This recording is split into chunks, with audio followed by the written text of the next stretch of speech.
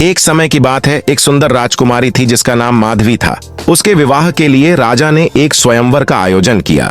3 विद्वान ब्राह्मण जो उसकी सुंदरता और गुणों से प्रभावित थे, स्वयंवर में शामिल हुए।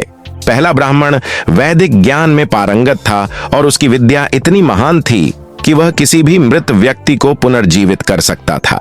दूसरा ब्राह्मण के पास एक विशेष यंत्र था जिसके माध्यम से वह किसी भी खोई या चोरी हुई वस्तु को देख सकता था। तीसरा ब्राह्मण ज्योतिष और नक्षत्रों का महान ज्ञाता था और उसे किसी भी व्यक्ति की भविष्यवाणी करने की क्षमता थी।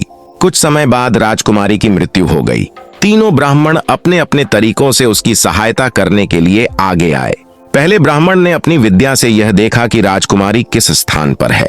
दूसरे ब्राह्मण ने ज्योतिष विद्या का उपयोग कर यह बताया कि किस ग्रह की दशा के कारण उसकी मृत्यु हुई।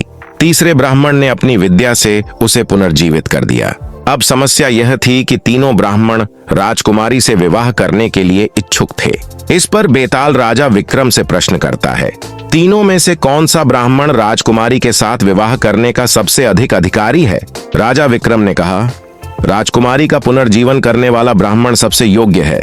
यह सुनते ही बेताल उड़कर पेड़ पर चला गया और विक्रम को फिर से उसे पकड़ने जाना पड़ा।